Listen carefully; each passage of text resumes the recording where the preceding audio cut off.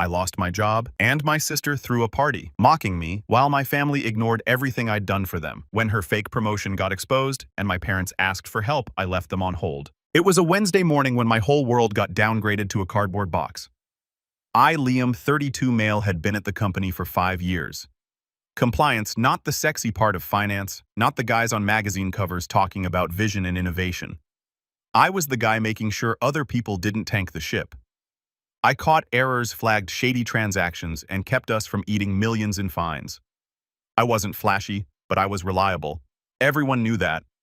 So when the CFO walked into my office, shut the door, and gave me that fake serious but kind look, I knew it wasn't good. Not personal, he said, like those words meant anything. We're restructuring. Your role's been consolidated. Consolidated like I was a duplicate file on someone's desktop. I didn't argue, didn't beg, just nodded, collected the little crap from my desk and put it in the box they'd already left for me. That stung the most. The box was ready before the conversation even happened, like they'd practiced this. Walking out was worse than the meeting. People saw me carrying the box. Some looked down at their screens like suddenly they had the most important email of their life. One guy gave me that pity half smile like he wanted to say something but couldn't risk being next. It was like I'd caught a disease and they didn't want to get infected. By the time I got home, I was numb. Sat on my couch with the box at my feet. Opened my laptop out of habit. My first instinct wasn't even to breathe. It was to go to LinkedIn and flip my status to open to work like some desperate ad. Hey everyone, slightly used compliance officer here. Low mileage available immediately. I hated myself for doing it, but that's the game. If you're not advertising, you're invisible. The job boards were a joke. Half of them wanted entry level with 5 years experience. Others paid peanuts. A few were flat-out scams that looked like they were written by bots. I clicked easy apply on a bunch anyway. That's what it felt like. A rat pushing a lever for pellets hoping one would drop. Every so often I'd scroll my feed and see some guy I used to work with posting. Excited to announce my promotion, or grateful for the opportunity to lead. The kind of corporate flex that looks fake but gets 200 likes. And here I was refreshing my inbox for nothing. What made it worse wasn't the job market. It was the silence. Not one text, not one call. My parents didn't check in. My sister Tiffany, 28 female, didn't either. You'd think if you suddenly lost your job after years of grinding, the people closest to you would at least pretend to care. Instead, nothing.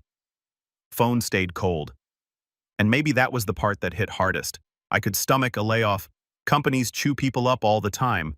But when the people who are supposed to be in your corner vanish the second you slip, that's a different kind of gut punch. I tried not to spiral, so I did what I always do. Made lists, companies I'd apply to, recruiters to email certifications I could brush up on. I wasn't about to sit there crying into the box of crap from my desk.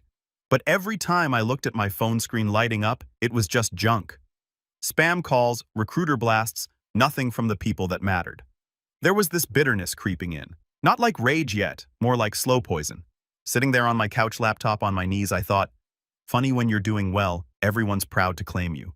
The second you slip, you're basically invisible. I closed the laptop around midnight after blasting out another round of resumes. My apartment was quiet, too quiet, and the only sound was the hum of the fridge. I grabbed something cold, sat back down, and stared at my phone again. Still no calls. That was when it hit me. It wasn't that they didn't know, it was that they didn't care. And that realization hurt more than the pink slip. At least the company had the decency to look me in the eye and say it wasn't personal. My family didn't even bother to say anything at all. So I told myself something right then. I wasn't going to sit here and be the guy they forgot about. If nobody was going to back me up, fine. I'd back myself up. I'd find a way forward. And when the truth eventually showed itself, because in compliance it always does, I wanted to be ready. I thought back to college. My sister, the golden child, got into a private school she couldn't really afford. My parents made a big deal about how proud they were. But when tuition bills hit, they came up short. Who stepped in? Me. I was barely out of high school, juggling part-time jobs. But I still threw in a chunk of my savings to cover what scholarships didn't. Nobody forced me to. I did it because that's what family's supposed to do. Then there were the times after, like when Dad got behind on the mortgage one winter. I just started full-time at my first compliance job and my paychecks weren't huge, but I cut him a check without a second thought. Or the electric bill that was about to get shut off, or the car repair my sister suddenly couldn't cover. It was always me. Always the steady one bailing them out while she was showered with praise for being driven and gifted. And now, crickets. The minute I'm the one who could use a hand, not even money, just a little support. They're nowhere. It wasn't even about the cash. I wasn't asking for them to pay my rent. I just wanted a simple acknowledgement that losing a job sucks and that maybe I wasn't alone in it. But apparently I was. 2 weeks of that cold shoulder went by before I got something in the mail. At first I thought it was junk, plain white envelope, cheap paper. My name scribbled on the front in my sister's handwriting. I opened it and almost laughed. Inside was a formal invitation she clearly made on her laptop with some free template. Big fancy font that didn't even line up properly. You are invited to celebrate the promotion of Tiffany to senior associate. At the bottom in bold it said party at Mom and Dad's Saturday 7 p.m. That was it. No RSVP card, no details. Just her trying to make herself sound important. The kicker, the way she addressed it, just my name. No bring a guest, no +1, just me. Like she wanted to make sure I walked in there alone. I sat there staring at it, shaking my head. A promotion party at my parents' house. Not a banquet hall, not some high-end venue, just our cramped dining room dressed up like it was hosting royalty. Classic move. I could already picture it. My mom bragging to relatives about her daughter's big achievement. My dad puffing out his chest, my sister soaking it all in, and me, the unemployed brother, sitting at the end of the table like an afterthought. I tossed it on the table. My best friend Ryan dropped by that night. He took one look at the card and said, "You're not seriously going, right?" "Why not?" I asked, even though I already knew what he meant. "Because they don't want you there. That card's not an invitation. It's a warning. You're walking into enemy territory." I laughed, but he wasn't wrong. Still, something inside me tightened when I looked at that embossed seal. "Maybe I'll go anyway," I said. Ryan raised an eyebrow. "To clap for her to sit in the corner while they pass champagne around and ignore you." "I'm not going to clap," I said. "I just want to see. Remind her that I exist. Remind them I exist." Truth was, I didn't even know what I wanted out of it. Closure, payback, or maybe just to stop feeling like a ghost in my own family. The rest of the week dragged. Rejections piled up in my inbox. Every we've decided to move forward with other candidates felt like a punch. And in between those, my sister kept posting selfies with captions like "grateful for new opportunities." Her friends commented things like, "So proud of you and future CEO right here." I wanted to roll my eyes so hard they'd get stuck. By Friday, the invite was still sitting on my counter, unopened again after I'd shoved it back in the envelope. Ryan's words kept echoing. Enemy territory. He wasn't wrong, but I couldn't shake the itch to go anyway. Not to clap, not to congratulate, but to stand there and make sure they remembered I existed. They thought I was invisible. Fine. Then I'd show up in the flesh and force them to look me in the eye. Part of me wanted to rip the invitation in half and be done with it. But the other part, the side of me that hated being dismissed, that couldn't stand being written off, wanted to walk in there and face it head on. So I pressed the crease on that invitation flat, folded it neatly, and slid it back into the envelope. I was going not to celebrate her, not to clap along, just to watch, and maybe, just maybe, to remind them that they couldn't write me off forever. Saturday came fast. It felt weird pulling into the same driveway I'd once helped save from foreclosure. When I walked in, the smell of food hit me. Roast chicken, mashed potatoes, the works. My mom had clearly gone all out. The dining table was covered in a lace tablecloth, candles lit, way more effort than she ever put in for my birthdays. And there she was, bustling around, smiling like a politician at a rally. "Look who finally made it," she said, giving me a quick hug before darting back to the kitchen. Not "how are you?" Not "how are you holding up?" Just a throwaway line like I was late to the show. My dad was in the living room laughing too loudly at one of my sister's stories. She was holding court in front of a mix of relatives and a couple family friends, glass of soda in hand, grinning like she'd just been sworn into office. The second I stepped through the doorway, her eyes flicked over me and she smirked. "Oh, you actually came," she said. "Didn't think you'd want to, hang around all this success." I clenched my jaw but kept quiet. Not yet. Then I spotted where they'd put me. The main dining table was set perfectly. Polished chairs, plates, folded napkins, everything looking formal. And then off to the side was the kids' table. Plastic folding chairs, paper plates, cheap party favors. At the end of it sat my spot, marked with a piece of printer paper taped to the cloth. In thick marker it read, "Jobless and hopeless." The laughter came instantly. My mom chuckled like it was some light-hearted family joke, and my dad smirked, shaking his head like he couldn't believe how clever it was. My sister straight up burst out laughing. "Oh, come on. It's funny," she said, waving her hand. "Lighten up." I just stood there staring at it. My pulse was pounding in my ears. "You serious?" I finally asked. "You actually wrote that?" "It's just a joke," my dad said. "Don't be so sensitive. We know you're between things." "Yeah," my sister chimed in. "Besides, it's kind of accurate." "Isn't it?" She said it with that smug grin, like she'd scored a debate point. I walked over, pulled the tag off the table, and held it up. "You think this is funny? Celebrating in the house I helped save from foreclosure? Eating off plates I probably paid for back when you couldn't keep the lights on?" That killed the laughter fast. My mom froze, spatula still in her hand. My dad's smile dropped. My sister blinked, suddenly unsure of herself. "Don't act like I'm crazy," I said, voice steady. "You remember when the mortgage was overdue and the bank was calling every week? Who wrote the check? Me. When your scholarships didn't cover your tuition, who filled the gap? Me. You wouldn't even have that job if I hadn't helped you stay in school." Silence. The only sound was the ticking clock on the wall. Now I lose my job and suddenly I'm unemployed and unwanted. I shook the tag in my hand. "That's what I am to you." My sister tried to laugh it off. "Okay. Guess don't take it so seriously." It was just what I cut her off. Just you pretending you pulled yourself up by your own genius, just you acting like none of us ever helped you along the way. You really think it's funny to humiliate me in front of relatives and family friends? People who don't even know the half of what I've done for this family. Her face turned red, but she tried to shrug it off. "It was just a joke. Don't make it bigger than it is." "Bigger than it is?" I shook my head, holding up the tag so everyone could see. "We're sitting here in the house I helped keep from being repossessed. You're standing here with a job you wouldn't even have if I hadn't chipped in for your tuition. And I'm the punchline. I'm the unemployed and unwanted one." The room went dead quiet. An aunt glanced at her plate. One of my mom's friends cleared her throat awkwardly. Nobody laughed this time. My mom rushed in, voice sharp.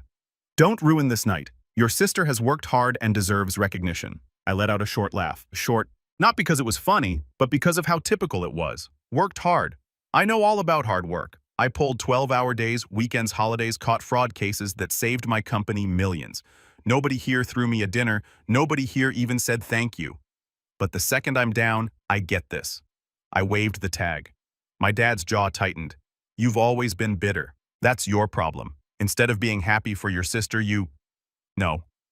I cut him off. "My problem is I've always kept my mouth shut. I paid the bills, I filled the gaps, I made sure this family didn't sink. And what did I get in return? Nothing but silence. Well, not anymore." I dropped the tag on the table and pulled out one of the real chairs. Not the folding one they set up for me. Nobody told me to move. Nobody dared. They just stared, stunned, like they'd seen someone they didn't recognize take a seat. The rest of the meal was tense.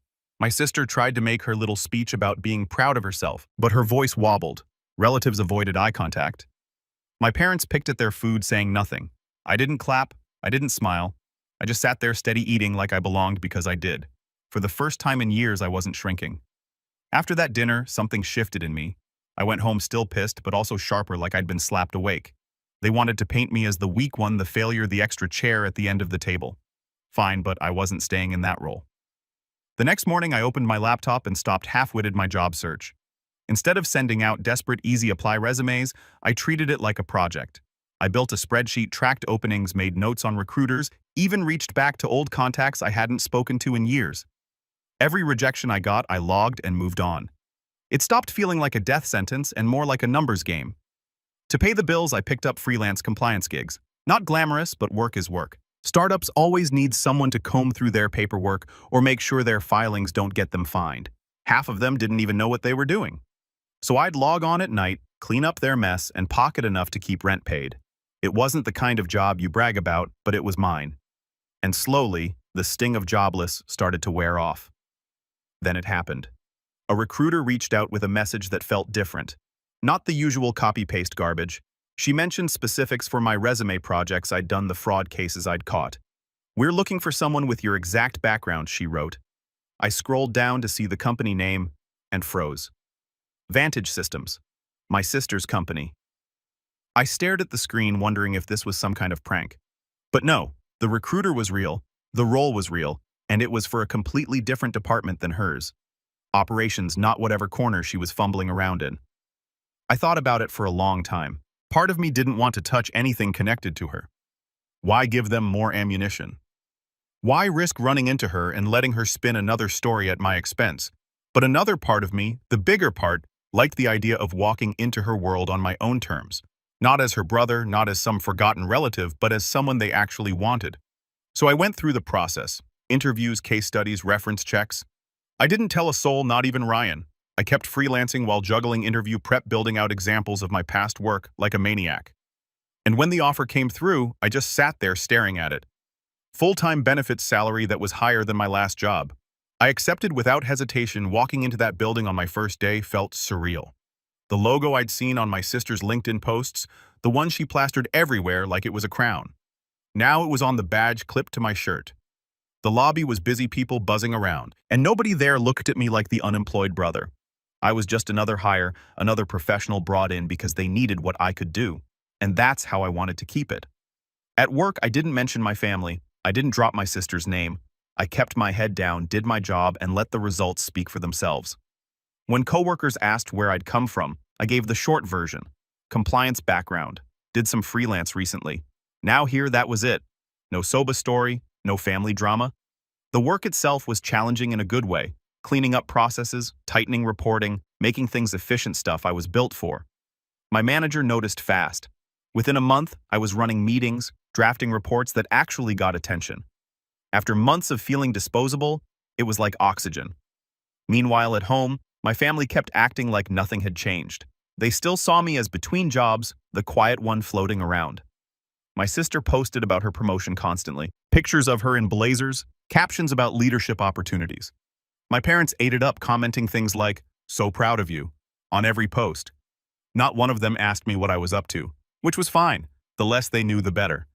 The funny part, at first, her name barely came up. She was just background noise in another department. But as the weeks went on, the cracks started showing. Little jokes, nicknames, complaints that floated around. It turned out people did talk about her, just not in the way she'd want. Keeping the secret felt almost fun. Every time my mom hinted at me needing to get serious about my future, I bit my tongue. Every time my sister bragged in the family group chat, I smiled to myself, knowing I walked through the same doors she did every morning, except I actually belonged there. I wasn't just rebuilding anymore. I was climbing quietly, carefully in the one place they thought I'd never fit. For the first time in months, I felt something I hadn't in a long time. Control. Every day at the office sharpened that feeling. I came in early, stayed focused, and slowly built a reputation as the guy who got things done. Not the loudest in the room, not the one chasing recognition, just solid. And people noticed. My manager started trusting me with bigger reports, the kind that actually went upstairs. Coworkers leaned on me to check their work because they knew I'd spot mistakes. One process I cleaned up cut error rates by almost 20% in a single quarter. Not glamorous, but enough that higher-ups noticed. Quiet results that spoke louder than titles. It was the kind of respect that didn't need clapping or fake invitations. It showed itself in the quiet nods and the "glad you're on this project."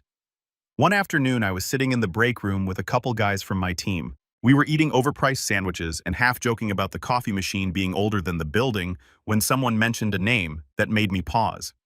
"Did you hear about Tiffany messing up that client file?" one of them said, shaking his head. "Total disaster." I kept my face neutral, like the name meant nothing to me. "Who's that?" I asked casually, taking a bite of my sandwich. "She's an admin support over on the strategy side," he said. "Supposed to be doing intake and reports, but man, she's always behind. People have to redo half her stuff." Another coworker snorted. "Lowest rank in that department and still acts like she's on top. Can't tell if it's overconfidence or just cluelessness." I sipped my coffee, slowly hiding the smirk that threatened to break through. So this was the big promotion. Senior associate, funny. Because to everyone here, she was basically the office joke. I didn't push it right away. I let the conversation drift back to work. But inside, I was turning it over. Everything suddenly made sense. The homemade invitation, the family dinner at my parents' house instead of anything official. The way she never mentioned specific details about her role online. She'd spun a story, and they'd all swallowed it whole. A few days later, I confirmed it without even trying. I was in the elevator with a project coordinator from her department, the kind of person who somehow knew everybody's business, the type that always had a story to tell while the doors closed. We got to chatting about projects, and I casually asked, "Who handles compliance checks on the strategy side?" She laughed, shaking her head. "Nobody, really. That team's a mess. Half the time we have to clean up their reports before they get upstairs. They've got Tiffany down there, but she's barely hanging on. People grumble about it constantly. I even heard her managers considering letting her go if things don't improve." Barely hanging on, she kept talking, rattling off a couple of mistakes Tiffany had made. Wrong numbers in a client file, missing attachment stuff that caused extra work for everyone else. It wasn't malicious gossip either, more like exasperation from someone tired of babysitting. By the time the elevator dinged at my floor, I didn't even need her to say more. The picture was clear. I walked back to my desk and sat there letting it sink in. My sister, the one my parents threw a fake promotion party for, the one who had a room full of relatives and friends laughing at me with a jobless and hopeless tag, was on the verge of losing her job. And nobody in my family had a clue. The irony was almost too perfect. I didn't rush to tell anyone. I didn't text Ryan, didn't blow up at my parents, didn't confront her. I just kept working, head down, stacking wins while she stacked mistakes. Every time she posted some self-congratulatory caption online, I scrolled past and smiled to myself, knowing the truth. The best part, my position kept rising while hers kept sinking.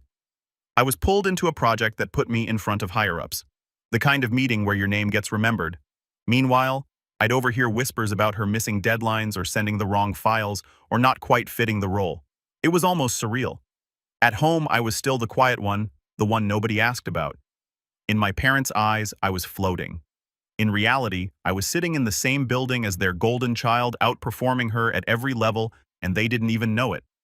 The more I thought about that, the more deliberate I became. I didn't flaunt anything, didn't post updates online. I wanted the reveal to happen naturally, like pulling a sheet off something they thought they understood, only to find out the picture underneath was completely different. Weeks rolled by and the cracks in her image got bigger. A guy from it joked that her team's nickname for her was Printer Jam because she slowed everything down. Another person muttered that she only still had a desk because her manager hated paperwork. And me, I got invited to sit in on a leadership roundtable, not to talk, just to listen and take notes. But it was a room most people in my department would have killed to be in. Sitting there, I realized something. I wasn't just surviving anymore. I was building something solid, something real. On the ride home that night, I thought back to that dinner. The laughter, the cheap folding chair, the tag with jobless and hopeless scribbled across it. At the time, it felt like the bottom, like that was who I was to them permanently. But now, knowing what I knew about her, it didn't sting the same way because the truth was clear. She wasn't the star they thought she was. She wasn't climbing, she was dangling by a thread, and when the thread finally snapped, I'd be right there. Not to save her, not to gloat, but to watch them all realize they'd backed the wrong horse. And for once, I didn't feel like the unwanted one. I felt like the one holding the cards. Thanksgiving came faster than I expected. Mom called 3 times in the week leading up to it, reminding me to be on time like I was still 12 years old. I almost didn't go, but Ryan pushed me. "You've been keeping this in too long," he said. "It's time." He was right. So I showed up. The house smelled like turkey and pie. The TV was blasting football, and every relative in a 50-me radius seemed crammed into the dining room. Aunts, uncles, cousins, even a couple of my parents' friends. The golden child was already there, of course. My sister stood near the head of the table, glass in hand, looking like she owned the night. "Ah, there he is," Dad announced when I walked in, clapping his hands. "The Wanderer returns. Still figuring things out, son?" The chuckles from a few relatives made my jaw tighten, but I kept walking. My sister smirked, brushing invisible lint off her sleeve. "Don't worry, Dad. Not everyone can land promotions like me. Some of us just take longer to find their path." The table laughed with her. I sat down at the far end, nodding politely. My plate had the smallest portions. No surprise there. Dinner kicked off, and as soon as the turkey was carved, the bragging began. Mom raised her glass. "We are so proud of Tiffany's senior associate at such a young age. Vantage Systems must really see her potential." Relatives clapped. A cousin asked her how she handles all that responsibility. She launched into a ramble about managing deliverables and strategic oversight. Buzzwords strung together like beads. People nodded along, eating it up. Meanwhile, Dad kept tossing digs my way. "Maybe your brother will take notes tonight, huh? Learn how to make something of himself." I smiled faintly. Oh, I'm taking notes. By the time pie hit the table, my sister was glowing, bragging about how she was leading projects and setting the standard. My parents beamed with pride, soaking it up. Finally, my aunt turned to me. And what about you, dear? Finding any luck yet? The whole table quieted, waiting for me to squirm. My sister leaned back in her chair, smirking like she'd already won. I set down my fork. Actually, yeah. I've been working at Vantage Systems. The reaction was immediate. Forks paused midair. A few relatives blinked. My dad frowned. Wait, what? I nodded. Got hired a weeks ago. Different department operations. My sister laughed too quickly. You Advantage, please? I'd know if you were there. Not necessarily, I said calmly. It's a big company. Different floor, different chain of command. I don't sit at the kids' table there. The room shifted. A couple cousins snickered. My mom cleared her throat. Well, isn't that something, but surely not at the same level as your sister? That's the funny part, I interrupted. I actually report higher up. My work feeds into leadership directly. They trust me with projects that matter. I looked around the table, letting it sink in. Meanwhile, I keep hearing stories about my sister struggling with deadlines, turning in files people have to redo. Not exactly the image of a senior associate. The silence was deafening. My sister's face went red. That's not true, she snapped. They gave me more responsibilities. Really, I leaned forward steady because everyone at the office knows you're still entry. Level support. No promotion, no projects, just barely hanging on. Gasps around the table. One of Mom's friends put down her fork. My aunt muttered, "Oh my," under her breath. Dad's voice cracked the silence.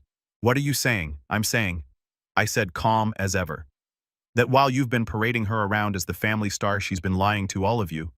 The dinner you threw the promotion invite she made, none of it was real. I hear about her at work. I hear the truth, and it's ugly. My sister slammed her fork down. You're just jealous. You can't stand that I'm the one they celebrate. Celebrate what? Celebrate. I shot back. A title you don't have, tasks you can't handle. You wanted to humiliate me in front of everyone with that little jobless and hopeless stunt. But guess what? I'm the one moving up. I'm the one actually respected at that company. You're one step from being fired, and you know it. The room went dead quiet again. Relatives stared down at their plates, shifting uncomfortably. Mom's face was pale. Dad looked like someone had hit him with a shovel. Finally, he croaked, "Is this true?" My sister opened her mouth, but nothing came out. She glanced around, desperate for backup, but no one saved her. I sat back, finished my pie, and let the silence hang. Not the folding chair this time, not the printer paper name tag. A real seat at the real table. For the first time in my life, I wasn't the ghost. I was the one who flipped it. That Thanksgiving dinner ended with everyone picking at their food and awkward silence. Nobody rushed to brag about my sister anymore. Nobody asked me condescending questions. The only sounds were clinking forks and half-hearted attempts at small talk. When dessert wrapped up, I grabbed my coat and left without waiting for the goodbyes. Driving home, I felt something I hadn't in years. Not just relief, but power. They couldn't unhear what I'd said. The cracks were there now. The golden child mask had slipped. And no matter how hard she tried to tape it back on, people knew. The following weeks were quiet. My sister stopped posting her career updates online. My parents didn't call, no texts, no invites. Honestly, I enjoyed the peace. Work was going strong. My manager started looping me in on long-term planning, and I even got a mention during a quarterly review. I kept my head down, stacking wins. While at home, the silence spoke louder than any words. Then right before Christmas, my phone lit up. Mom. I almost didn't answer, but curiosity got the better of me. Hi, honey. She started, her voice sugar sweet. We haven't heard from you in a while. Yeah, I said flatly. Funny how that works. There was a pause, then she sighed. Look, things have been difficult. Your sister's had a rough time at work. She might be losing her position. I didn't say anything. And your father's hours got cut. Money's tight right now. We were wondering if... No, I cut in silence on the other end. No, she repeated like she couldn't believe it. No, I said again. I'm not covering bills. I'm not fixing mistakes. I'm not bailing anyone out. I did that for years, and all I got was mocked. Remember that tag at dinner? Jobless and hopeless. That's what I was to you. That's all I was good for. A punchline and a wallet. She started sputtering. That was just a joke. You're taking it too. No, I snapped. You don't get to play that card anymore. I don't owe you anything. There was a long silence before she finally said coldly, "Fine." Then she hung up. A week later, Dad tried. Called me out of the blue, sounding oddly humble. "Son," he said, "I think we got off on the wrong foot. You've done well for yourself. Maybe we could sit down, talk things through. Family's supposed to stick together." I almost laughed. Family sticks together, huh? Where was that when I lost my job? When I was sending out resumes and eating cereal for dinner? Where was family then? He didn't answer, just muttered something about tough love. "Keep your tough love," I said. "I've got my own life now." Then I hung up. The begging didn't stop, though. My sister even texted me once late at night. "Hey, I know things got heated, but could you help me polish my resume? I think they're letting me go." I stared at the message for a long time. The same sister who'd smirked at me in front of relatives who'd labeled me jobless and hopeless was now asking me for help because she couldn't hold down her own job. I didn't reply, just deleted the text. By New Year's, it was clear the tables had fully turned. Relatives who used to gush over my sister started reaching out to me instead. A cousin messaged me asking for career advice. An uncle wanted me to look over some financial documents. People who'd ignored me at family dinners suddenly acted like I'd been important all along. But I didn't forget. The memory of that folding chair, the paper plate, the marker-scrolled tag that stuck with me. It wasn't just about being mocked. It was about being erased, written off by the very people I'd carried for years. And when they finally needed me again, I didn't owe them a damn thing. One night, Ryan and I were sitting in my apartment watching a game. He cracked open a bag of chips and said, "So you going to help them out eventually, or are you done for good?" I leaned back, smirking. They had their chance. They made their choice when they laughed. Now they can live with it. He nodded. Savage. I like it. And I laughed, but it wasn't out of cruelty. It was out of clarity. For the first time in my life, I wasn't the backup plan. The invisible one. The one covering the bills in the shadows. I was my own man, with my own career respected on my own merit. They could beg, plead, twist it however they wanted. But the truth was simple. I didn't need them anymore. And that's the thing about power. Once you realize you've had it all along, you never give it away.